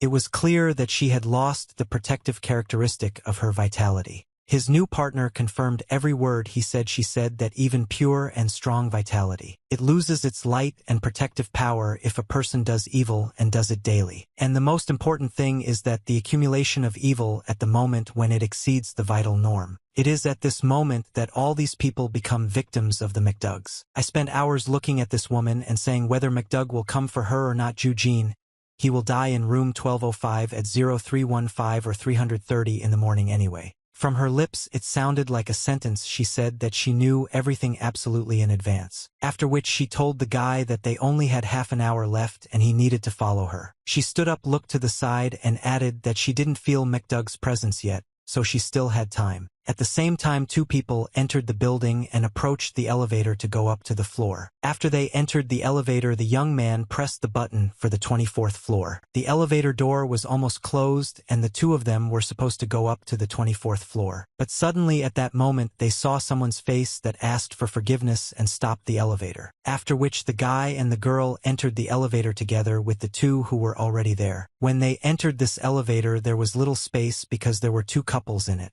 The guy who accompanied the manager was wearing a mask and a cap. He was trying to hide his face. The manager in turn looked at the guy who had just entered the elevator. He interested her and the girl interested her too. When Chasa and Dujin entered the elevator, the girl asked the guy again if their room was on the 12th floor.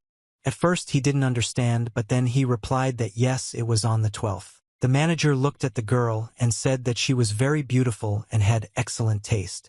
Does she really have an agency? The girl answered no. After which the manager turned around and handed her her business card and told her not to be afraid. And then she added that she sees that she has potential. If she is interested, she can look into her agency. At that moment Chasa smiled because she understood everything perfectly well and definitely wasn't going to contact her agency. But she said thank you very much for the offer, and it is unlikely that she will contact her since this man is going to marry her, and I suppose it will be difficult to combine courage with entertainment. The manager looked at her and said that she was very sorry, and that was true because it would have been difficult. At that moment the guy turned away, blushed a little, and even started coughing. After which the manager looked at her boyfriend and said that by the way he should better take care of his skin and stop smoking. She would soon serve him some royal coffee. The guy was surprised and asked again because this brand recently released an advertisement with a new model. The guy was very surprised. The manager smiled and said that the guy who starred in the commercial was finished with him. After all, he will soon come to an end when the news comes out and his addiction to gambling. The guy asked again if this was true and he was a player, but you couldn't tell from him where she found out about this. The manager replied that this was her job. When Dujin heard this conversation, he understood how she lures her victims. In just a few seconds they had climbed up to the floor. They needed the 12th. The manager and her companion exited the elevator first and turned toward their room. Chasa and Doo-jin also got out of the elevator and turned in the other direction, pretending that they were going there. The guy was curious to know if they stopped McDoug, how would she die at 0315 or 330 in the morning. He was interested in this because she did not look sick or depressed, which could lead to death. The girl replied that they did not know the cause of death. She also stressed that no one knows the future. Even if life expectancy is predetermined, it is not known when exactly it will end. The guy then asked if there might be a major accident in the hotel. The girl replied that no, then many people would have suffered, and the place would already be teeming with reapers waiting for the dead. The guy thought that it was very good that nothing would happen, but he caught himself thinking that if it wasn't an accident, then how could it be? He wanted to know if it was possible that the girl interrupted him and said that it was possible that she had read his thoughts. She then added that since she has many enemies, there is a high probability that one of the victims will come for her soul. The guy asked her again to wait, since right now one of the victims was hiding waiting for her. He believed that they needed to stop this because in reality one of them could become a murderer. Sasa stopped after his words, then she turned around and looked at him. Then she told him that at that moment he had to make his choice. The guy didn't understand what kind of choice it was. Then she explained to him that if the manager was to die at the hands of the killer and he decided to save her, then he would have to fight MacDoug, who would definitely come for her soul. Well, if he decides not to interfere, then they will take the soul before MacDoug, who won't have time to come. He had to make a choice at that moment, and she told him about it. The guy stopped. He listened carefully to every word she said. He really needed to make a choice. The girl said that in the first case he would have to prevent the murder and take the soul, or prevent it and fight with MacDoug. Now he had a task to stop the murder and fight MacDoug, or stay away and take the soul. Chasa looked him in the eyes again and said that he should make his choice and she would follow his choice. The girl turned around sharply and came closer to him. She wanted to remind him if he was going to prevent the murder. In that case, he will be the first to get to her, and this could also contribute to the fact that MacDoug will be somewhere nearby. And then MacDoug will target her first and want to deal with them and then with her. She explained that if they revealed their presence, they would give them a chance to attack them first. She looked at him and told him to think and make the best choice. Doo-jin couldn't make his choice for some time, but he took a deep breath and then had to make a decision. After which he closed his eyes tightly and thought that they did not know the cause of death at all. Chasa answered him that no one really knows the future, and even if life expectancy is overcome, it is unknown when exactly it will end. At that moment he opened his eyes because he had already made a decision for himself.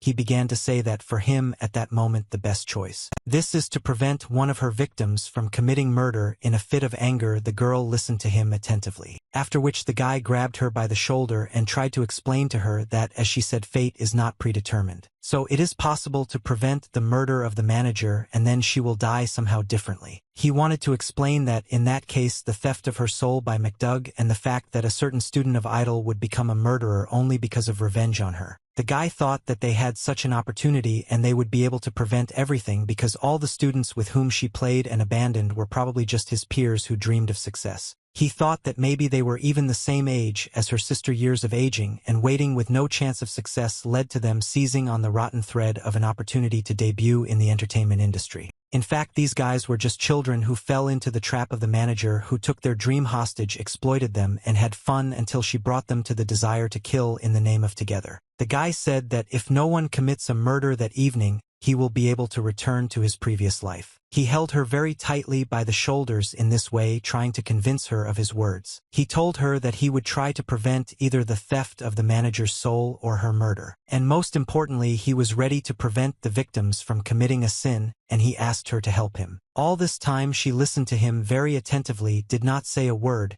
but she was ready for such a turn of events. After he finished his speech, she told him okay, she will help him if it is his choice and she will follow his will. Immediately after they agreed, they turned around and walked along the long corridor. As they walked, he thought that he probably got carried away when he grabbed her by the shoulders. I wonder if she was offended or surprised by this. He thought all this time and then decided that although she was the first to touch him, and most likely she could have thought that he touched her shoulders with impure intentions, and you can't say that they really weren't there. At the moment, this thought alone was driving him crazy.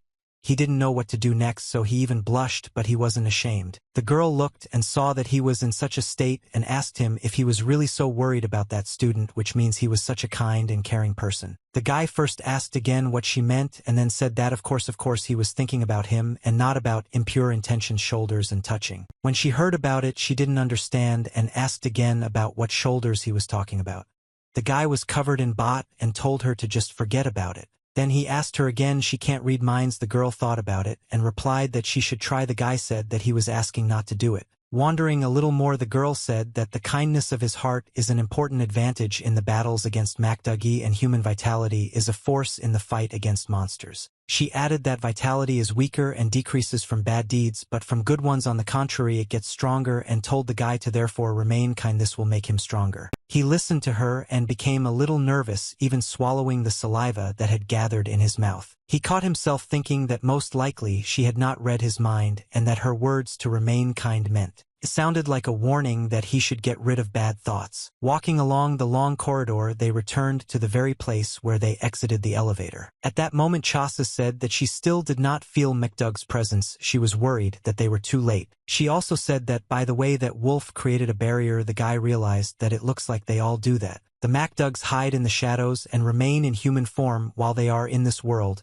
but when they bare their fangs and begin to hunt, they create a barrier. Chasa added that they do this by dragging their prey along with them to hunt. The territory behind the MacDug barrier goes beyond the time and space of their world. She continued to tell that time freezes there, so even if he stays for a long time, in reality only a moment will pass. When the barrier disappears, everything that was destroyed is restored, so in reality there is no trace of the McDug hunt. However, when the barrier is installed, it creates a magnetic wave. Because of what you can hide and continue this moment, as they did, their conversation was interrupted by a very loud scream. At that moment, they saw a guy running down a long corridor screaming murderer and madman. It was the same guy who entered the hotel with the manager. He was behaving inappropriately. At that moment, without losing her head, she sent Lazarus in his direction so that you could stop him. This guy actually stopped. It seemed like he just froze for a moment. Chasa was able to do all this in one moment. It turned out that she had foreseen all this in advance. After which she told her assistant Soren to erase and remake his memories and then send him home. Assistant Drone, who appeared at that moment, answered her mistress that she would do everything. After which this drone flew up to the guy, did its job, and the guy started talking about how it was time for him to go home. He had to go home. The girl turned her head and looked at Dujin and said that it looked like a student had lurked there and attacked the manager, and they needed to hurry before he made more noise. Dujin looked at her. He didn't understand how she could foresee and know everything in advance. But he had no choice but to listen to her and go to the room where the manager was. He came closer, took hold of the door handle, and abruptly pulled it down in order to open the door, but the door was locked. At that moment, he thought that most likely he had no choice and his plan had not really worked. He decided not to give up. He thought he needed to create a fire axe and break down this door. The guy stretched his hands forward, ready to create a fire axe like last time in order to break down the door, but Chasa helped him with this. She held out her hand and they felt the heat. She directed this fire right where the door handle was. The very next minute, the fire engulfed the area of the door where the lock was located. The girl said she would open this door. He must be careful, the burnt part is still hot.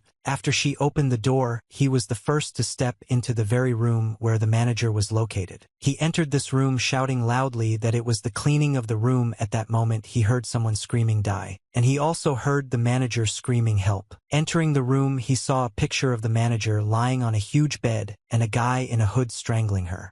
Dujin thought that he knew it. The offended student came to kill her. This student was just furious. He choked her and screamed for her to die. The creature. Dujin didn't waste any time. He came closer to the student from behind and tried to throw him aside. Dujin told this guy to stay with us. Does he really want to ruin his whole life? The guy asked again who he was. Then he broke free, screaming for him to let him go or he would kill him too. This student kept screaming, no matter what, is he not letting go and wanting to die too? He tried with all his might to break free and scream for them to let him go, but it seemed that no one could hear him. Dujin told him again to stop struggling, and did he really want to ruin his life? This guy explained that he doesn't know anything. Because of this woman, his life is already over. The manager was sitting on the bed trying to cough after being choked. She said that this guy was just crazy. When she raised her eyes, she couldn't believe it either. She asked again what it was. After all, she saw the same couple who were riding with her in the elevator. They were the ones who came to her aid. The managers don't understand anything. I asked them again if they were really in cahoots with this psycho. This guy started shouting something about the article about illegal drugs. She came up with it and the media and set it all up, but he never used it.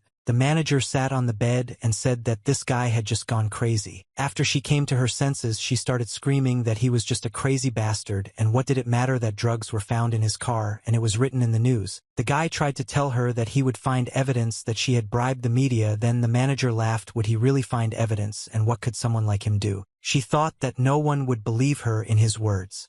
Eugene could not restrain himself and shouted at her to stop and not provoke this man anymore. The manager said it was funny that she took care of a talentless man who couldn't even stand out. At that moment, the guy couldn't hold back and again tried to attack her by force.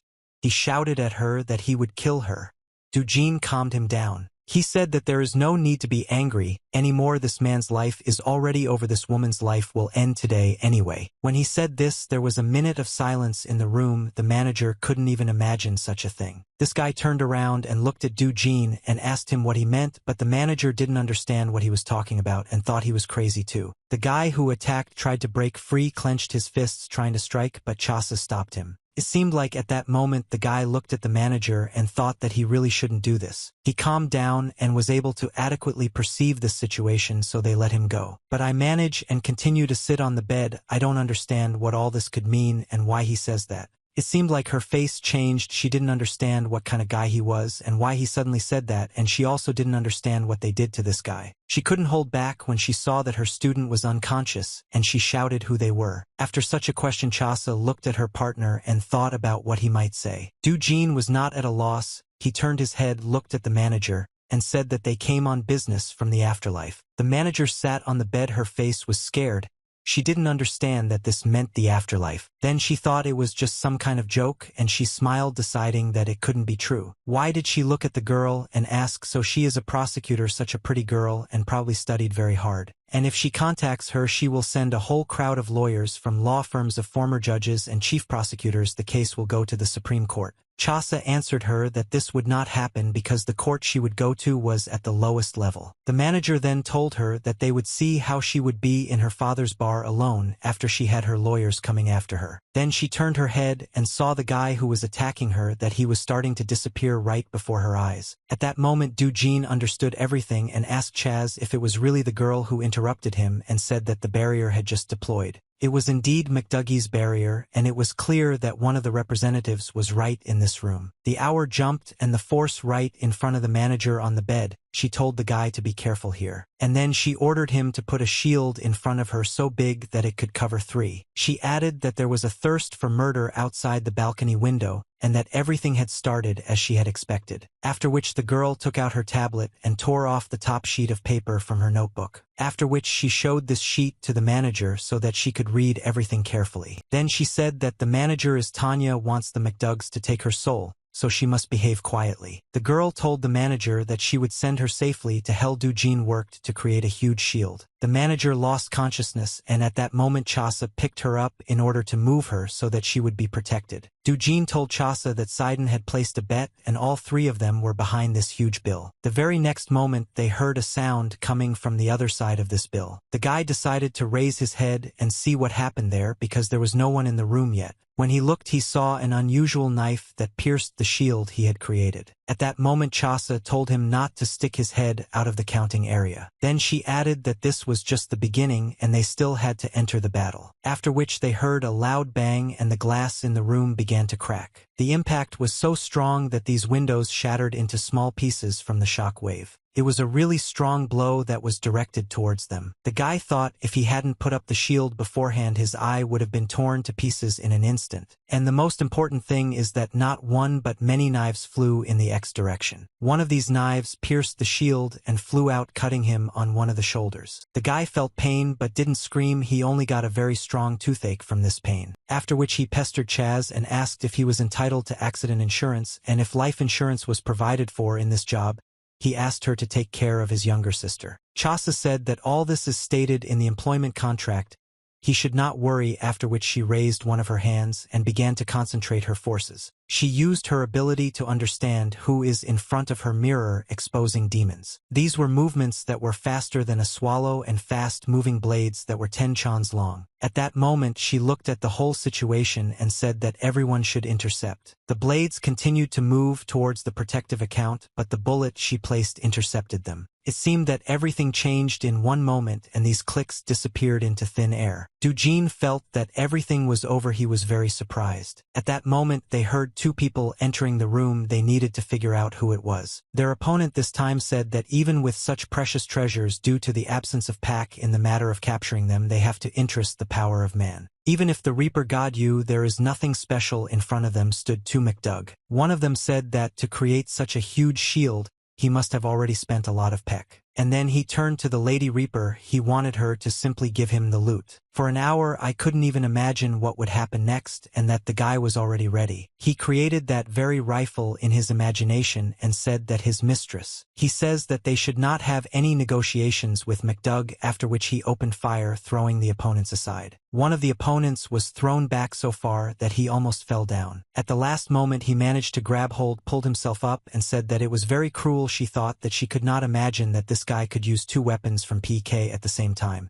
Then McDug stretched, looked, and said that it didn't matter because she didn't come to fight alone. After which she said that she was ready to present them with the servants she had specially brought as a measure for his weapon. This servant said that she promised to give him a chance to excel. Does she really trust him completely with this battle? Summer Sun said that she would do as promised, and she would not interfere in the fight. The servant thanked her for her trust. Right next to this servant a huge rat fell. Now it is clear who this servant was. The guy thought that this rat, and this can't be, of course the power of each bullet is huge. Well, even so, one bullet killed one creature. From that moment on the servant said that he had better carefully count the remaining cartridges, although it would be useless. The guy didn't think so, but the servant continued to say that there still weren't enough of them to kill them all. He said that there wouldn't be enough cartridges, there wouldn't be enough of them because he consisted of many rats, which the next moment released towards the young man. When the guy saw this situation, he thought that there were too many rats from the gun and they couldn't be stopped. These rats approached with only one thought, that they needed to use spells and break the shield. These rats were tasked with casting a spell to destroy the shield using a spell. Many rats that approached them moved in such a direction that they used the same spell. A little more and they really could have broken the shield with their spell. The guy held this shield with all his might so that they could not harm the three of them in any way. He closed his eyes in order to concentrate all his efforts on keeping count. Chasa decided that she couldn't remain idle. She tore off another sheet of paper from her tablet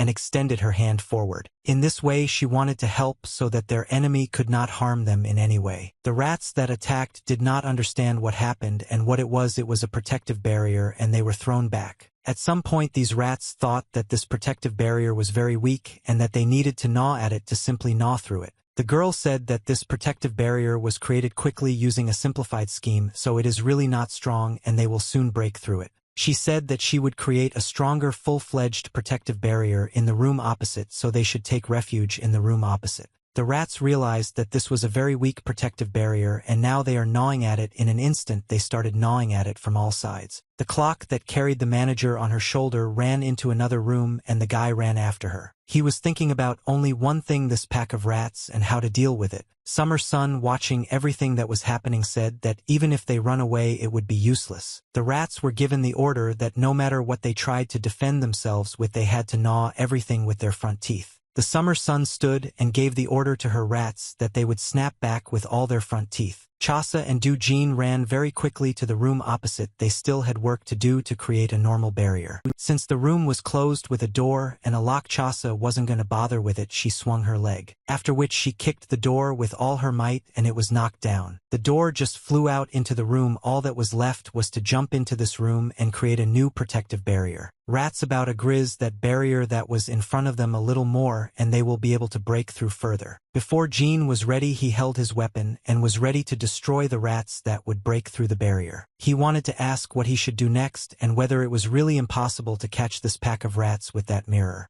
She replied that it was impossible to defeat the MacDugs with a magic mirror. They can only be defeated by human peck. The guy asked her again if each of those little rats was really McDug. Chasa answered him that yes, although it was the first time she saw the McDugs in such a form Roy. Judging by how individuals without hesitation sacrifice themselves for the sake of an attack spell, worse, all rats share one consciousness. So she took a step forward and tore another page off the notebook that was lying on the tablet. She threw this piece of paper up and said that first she would protect this room with a full-fledged protective barrier. At the same time she used the spell that was in her arsenal. This was necessary in order for them to act further. Within a few seconds she had actually protected this room with a full-fledged barrier. Then she turned and looked at the young man, and I said that he had another weapon that he could create, and that weapon had more stopping power. The guy said that he also thought hard about it because there is another limiting weapon that can be created at this moment. This is a compact firearm that can be used with the bill, and this is the best option. Although he looked at the drawings of the internal structure and the encyclopedia, what she gave him, but he had not studied the internal structure of the other weapon well enough to create it. She asked him again. He still looked through all the drawings. After which she said that it is of course dangerous, but even with such fragmentary knowledge there is a way to materialize a weapon. And if this continues, a pack of rats will eat them up.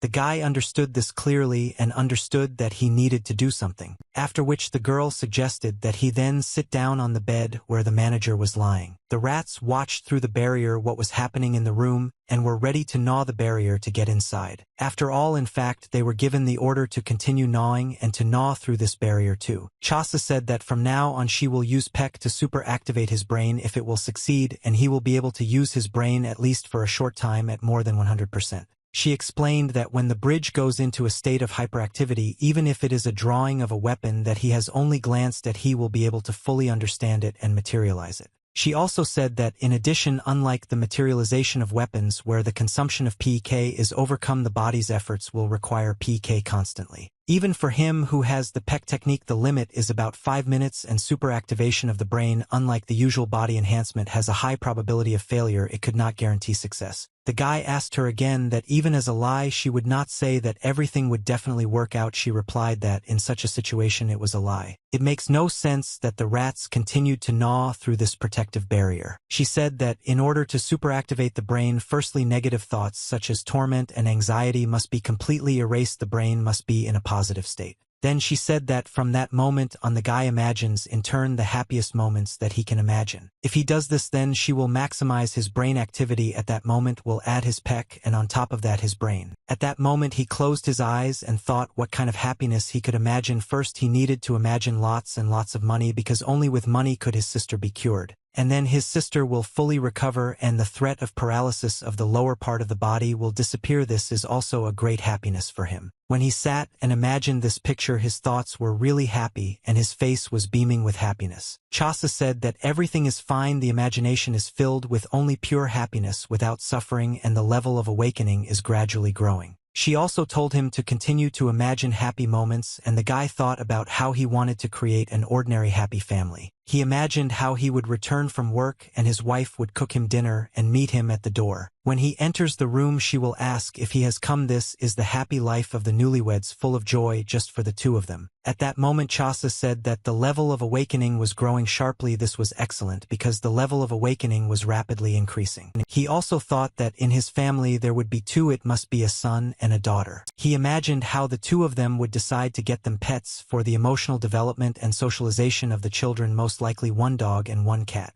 Chasa was surprised because his level was constantly increasing and she couldn't even imagine. She thought that it was not a man who could have his brain awakening level jump so quickly. But the guy in front of her sat with his eyes closed and imagined a happy life in his thoughts. This is how he was going to create his happy family where his two children had already grown up. At this point the girl said that it was very good and she was ready to transfer the brain to a state of super awakening. It should just keep concentrating and raise the level together. At that moment he suddenly opened his eyes and looked at Chaz, who was standing right in front of him. The only thought he had at that moment was that it was his wife standing in front of him and she was telling him darling. He continued to imagine how she hugs him alone. He asks her about the children. She says that they have already fallen asleep. At this point she turns to him and says that she has a conversation. Then she tells him that she wants a third child and they begin to hug him even tighter. The very next moment she takes off all her things and throws them aside. At that moment he thought for the third time it was some kind of surprise for him and he still didn't know how to react. But most likely he was still happy that another third baby would be born in his family. It was hot summer and she stood watching these creatures gnaw and with all their might the protective barrier, and it still held, and for the first time she saw such a goddess. She was on a completely different level than those with whom she had fought so far. But she didn't care because she wasn't going to fight, she just came to watch this time. After which she took a huge dagger out of her pocket and decided that she herself should use it. And then she thought that she just needed to see how long they could withstand the attack of her rats. Rats really try their best to gnaw through this protective barrier without stopping for a second. It seemed that this huge swarm of rats attacked this barrier from different sides, gnawing through it.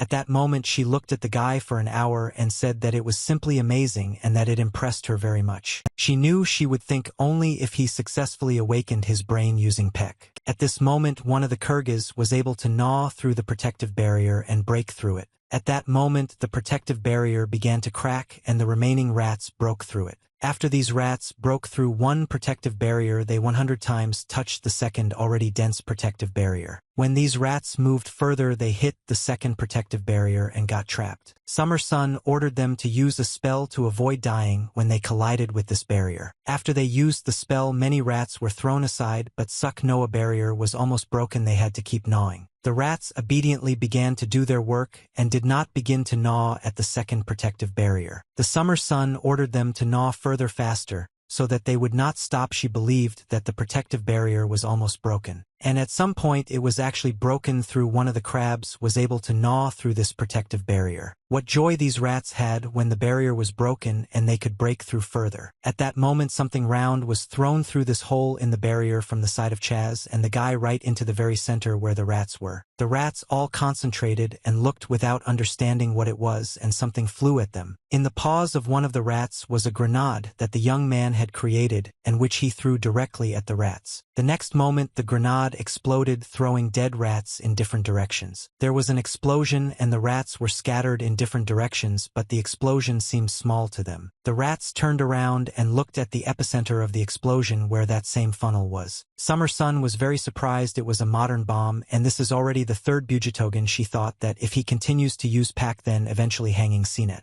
She believed that even if it was a small bomb, they could not be created infinitely, and besides only those fragments made from PK were dangerous for them. It was enough to just dodge these fragments. She gave the order to the rats not to pay attention to the one-half bomb if they disperse. The bomb's lethal force is not great. She ordered to gnaw the protective barrier and break through it, and most importantly to disperse and break through the barrier further. It was only because even one or two bombs couldn't harm them all. But what was their surprise when there were enough of these bombs to destroy all these rats? It was clear that not one of these rats would survive the attack of these bombs. When the rats saw such a large number of bombs, they realized that they needed to be covered with things to prevent shrapnel. It is the fragments that destroy them. It was necessary to stop the fragments, so the rats caught these bombs. The bombs became bigger and bigger, and the rats, instead of gnawing through the barrier, caught these bombs. She had foreseen this moment for some time and extended her hand to use the light of Chogen to influence these bombs. When she launched this color into the corridor where those rats with bombs were, it seemed like it was the end. That's exactly what happened. It was the impact on these bombs so that they exploded. The very next moment each of these bombs exploded despite the fact that the rat was covering it with its body. Exploding one after another, the bombs destroyed all the rats that were in the corridor. Summer Sun looked at what was happening and wondered if all this could be done with the help of Chugun's light. She knew it was a curse and they were able to blow up all her rats at once. She continued to think that it didn't matter, they just explode loudly. If, as is currently the case, you cover these bombs with your own affairs, then the fragments are blocked and the damage will be insignificant. Summer Sun gave the order to her rats that now that she knows how to deal with this, she is no longer afraid because she has as many rats as she wants. The guy at this point continued to make one bomb after another in order to destroy the rats. Summer Sun thought at that moment that his pack should have already ended and he only had one bomb left. So she ordered that 4 or 5 rats again covered this bomb with their deeds. Immediately after this, the Kurgas covered the area with business and blocked the fragments. If the fragments are stopped, the damage will be minimal. That is why I gave and will give such an order for several rats to block this bomb. Well, this time something went wrong. After there was an explosion, no one understood what it was. A fire appeared. It was white, and this fire was made of smoke. This flame was in the form of smoke. And the most terrible thing for rats is that this fire is not gas and it was not extinguished by Moi's flame from smoke, and also this fire stuck to the body and did not come off. Summer Sun was very surprised because she had never seen anything like this before. In front of her was not extinguished Moi was beating flame in the form of smoke. Even among spells there was no such technique. She thought that this guy to some extent he can command steel and fire. She thought that at least they had agreed not to interfere with her. Even if he lost it was unclear what to do. So she decided that it seemed she didn't have much time left to think. At that moment Chasa said that a very acrid smoke was spreading and the guy should prepare his last weapon. She also added that he had no pack left and now he has to distribute it very carefully. At that moment he understood every word she said. He really had to make his last weapon to win. He concentrated on making this weapon because a lot depended on it. The rats, when they woke up from the last explosion, were furious because they couldn't do anything. Therefore the rats were given the order that those who suffered the least should cut out the flesh along with the white calves and huddle together. And those who are seriously injured need to be covered with their bellies. Those who were not injured by the fire needed to have their own affairs. The rats need to block this white smoke, because they thought that this guy's peck should also be almost at the end of his life and he won't be able to do anything to them. The rats had to hold out until the smoke cleared completely, and then they decided to tear him to pieces from the front and back. Well, when they were thrown together in one heap, they didn't understand what was happening to them next, and what it was that a protective barrier formed above them, that same spatial protective barrier. And it was from the protective barrier that locked them in one pile that they thought of only one thing that they needed to get out. Chasa said that she doubted it, but they really do get all lumped together. An ordinary pack driven only by the instinct of survival would simply run away, but if they have pride that does not allow them to retreat in the face of danger,